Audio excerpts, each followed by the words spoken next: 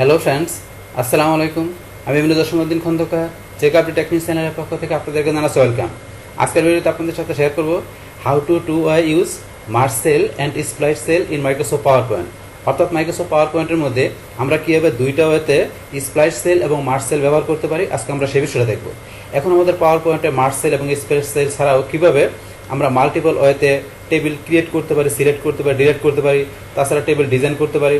এমনকি আমরা মাল্টিপল ওয়েতে যে টেবিল সিলেক্ট করার যে বিষয়গুলো আছে, সেল, কলাম, রো, তাছাড়া এখানে আমাদের টেবিলের রো কলাম আমরা কীভাবে ইনসার্ট ডিলিট করতে পারি, তো সেই বিষয়গুলোর উপর কিন্তু আলাদা আলাদা ভিডিও আমার চ্যানেলে দেওয়া আছে, তাহলে আপনি এই ভিডিওগুলো দেখতে পারেন।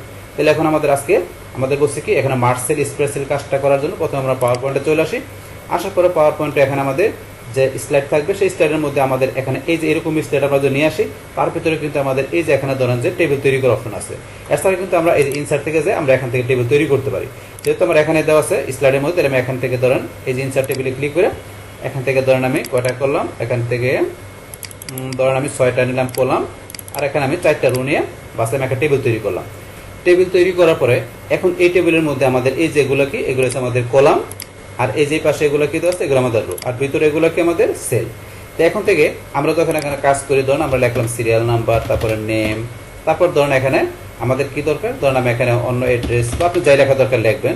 তারপরে এখন ধরুন আপনার এই যে পরবর্তী আপনার এই যে এখানে এই সেল আছে, এই দুইটা সেল আপনি একত্রে করে দিবেন, মানে মিডলে এই যে দাগটা আছে এটা রাখবেন না। তো সেই ক্ষেত্রে কি করতে হবে, আমাদের এই যে দুইটা সেল প্রথমে টান দিয়ে সিলেক্ট করতে হবে, বা সিলেক্ট করার পরে আমরা চলে যাবো কোথায়, আমাদের এই যে লেআউট, আমাদের লেআউট অপশনে চলে আসবো।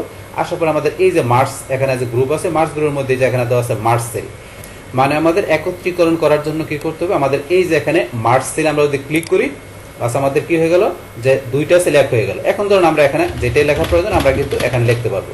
তাহলে এখানে কিন্তু মিডলের দাগটা চলে গেছে, বড়টা চলে গেছে। এইভাবে আপনি কিন্তু মার্জ সেলের কাজটা করতে পারেন।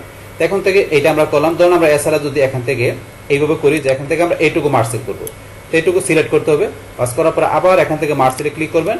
দেখেন এই যে অংশটুকু কিন্তু এখানে আপনি এরকম মানে বর্ডারগুলো উঠে গেলে এখানে আপনি কিছু লিখতে পারবেন আপনি নিজের মতো করে, আপনি যদি প্রয়োজন পড়ে সেক্ষেত্রে। বাস এটা হচ্ছে আমাদের মার্জ সেলের বিষয়টা। তারপরে আমরা এই যাবার এখান থেকে স্প্লাইস সেলের কাজটা করতে পারি। স্প্লাইস সেলের কাজটা কি, যে আপনি একটা সেলের মধ্যে আপনি একাধিক রো কলাম তৈরি করতে পারবেন। যেমন এখানে আমার ধরেন যে আমি এই সেলটার মধ্যে, যে এই সেলটার মধ্যে আমি ধরেন যে কি করবো, এখানে দুইটা কলাম ধরে রো করবো। তাহলে স্প্লাইস সেলে যাই, যার পর এখানে আমি এই যে দুইটা কলাম আর এখানে কি দিলাম, দুইটা রো, বা আমি 3টা কলাম 2টা রো দিলাম। দেওয়ার পর ওকেতে ক্লিক, এই দেখেন এখানে কিন্তু আপনার 3টা কলাম 2টা রো হয়ে গেল। হওয়ার পর আপনি এখানেও ইচ্ছা করলে আপনি মার্জ সেল স্প্লাইস সেল করতে পারেন। তো সেটা করার জন্য এখান থেকে আবার আমাদের সিলেক্ট করতে হবে। ধর আমি এটুকু সিলেক্ট করলাম, এখান থেকে এটা একটা উঠাই দিব। তাহলে তো এখান থেকে আমরা দেখলাম মার্জ সেল। এখন এটা ছাড়াও কিন্তু আমরা যদি মাউসের ডান বাটনে ক্লিক করি, মাউসের ডান বাটনে ক্লিক করলে আমরা কিন্তু এখান থেকে করতে পারি। তাহলে এটা এরকম ডিজেবল হয়েছে কেন, কারণ আমাদের সিলেকশনটা উঠে গেছে। সিলেকশনটা আবার করে নিই আমরা সুন্দরভাবে।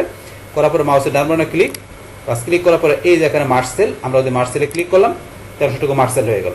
মার্জ সেল করার পরে আবার এই এর ভিতরে আমরা চাই যে এখানে 2টা কলাম 2টা রো করবো। তাহলে আবার এখানে যদি আমরা মাউসের ডান বাটনে ক্লিক করি, করার পরে এই যে এখানে দেওয়া আছে স্প্লাইস সেল, আমরা স্প্লাইস সেলে ক্লিক করলাম। করার পরে 2টা কলাম আমরা এখানে দিলাম 2টা রো দিয়ে ওকেতে ক্লিক।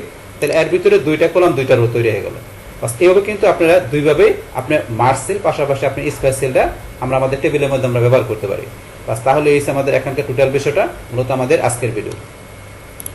ডিয়ার ফ্রেন্ডস, আমার আজকের এই how to use merge cell and splice cell in Microsoft PowerPoint, এই ভিডিও যদি আপনাদের কাছে ভালো লেগে থাকে কিংবা ভিডিও থেকে আপনারা কিছু শিখে থাকেন, উপকৃত হয়ে থাকেন, তখন আমার এই চেক আপডেট টেকনিক চ্যানেলটি আপনারা সাবস্ক্রাইব করবেন, লাইক করবেন, কমেন্ট করবেন এবং সবার সাথে শেয়ার করবেন। Thanks everybody.